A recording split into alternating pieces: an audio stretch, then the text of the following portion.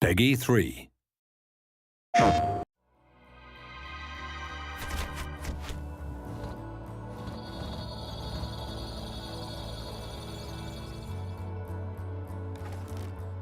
When we first found out about PlayStation 4 and the features of the platform, we were really pleasantly surprised that they completely synced up with what we had in mind for DriveClub. It was almost a perfect storm, if you like. We had this desire to return back to realistic racing. We had this new hardware platform. It was just nice to finally align with both the platform and our own desires as a studio and try and kind of bring that game to life.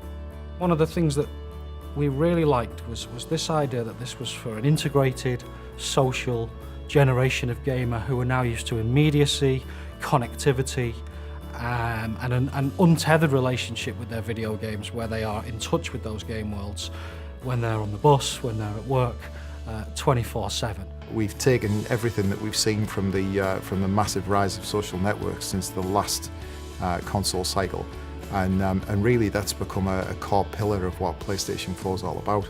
So, you know, DriveClub really works on that level better than anything else you've ever played. We wanted to create a community, a genuine, living, breathing community. So when it came to looking at how we tackle that from a DriveClub perspective, you know, what did community mean to us? It meant that you had to have the ability for players to race both competitively but also collaboratively. And if they're going to collaborate, they've got to be together in a club. You know, they have to be a team of racers. Within DriveClub, there will be a range of social connections. So you'll immediately be able to see all of your PlayStation Network friends, but then you'll also be able to see all of your friends and their connections within inside the game. So you'll be able to see how your friends are connected to other people.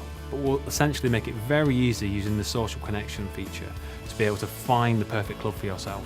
What we want to achieve with DriveClub is basically a game which transcends the standard racing experience. We want to make it so that it's motivated and driven by the community itself. So it's very much a case of players getting involved, creating their own events, and actually building a community around the tools that we offer them.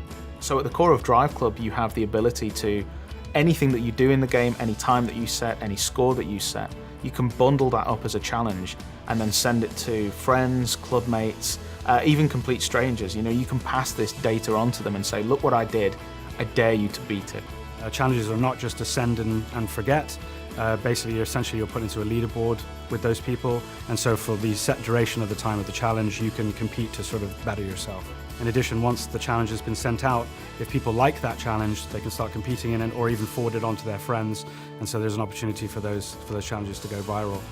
One of the key ways the PlayStation 4 really enhances the multiplayer experience in DriveClub is the fact that every single section of every one of our tracks, our real-world kind of breathtaking, beautiful vistas, has data that can be turned into challenges for the best times, the best drift settings, the best 0 to 60 records on every straight, on every bend, on every turn, every piece of camber, every surface type has data that can be turned into challenges which can then be sent to others. That's only achievable on this console with this brilliant new emphasis on connected gameplay.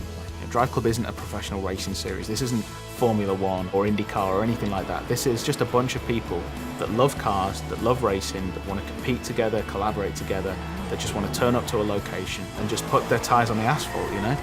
We want to make sure that, you know, irrespective of your level of skill, whether you're a hardcore racer or just casual racer, that you can pick up and play. But it has those layers of depth inside there, so if you are a skilled player, you can shave off those tenths of a seconds per lap.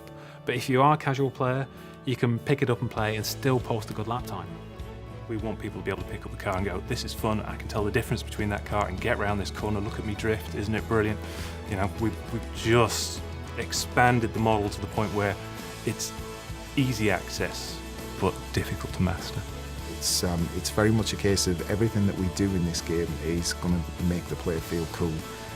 We want to actually make people understand the fact that this isn't a hardcore racer. It's not a simulation in any way, shape or form. It's about having fun in cars on very fast roads.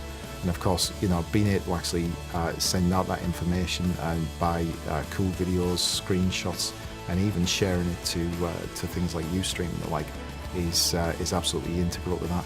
You know, we want people to be viewing the information that we're sending out from every single player, so that they understand that this is a broad community and absolutely the best racing experience that they're going to have on the next generation console.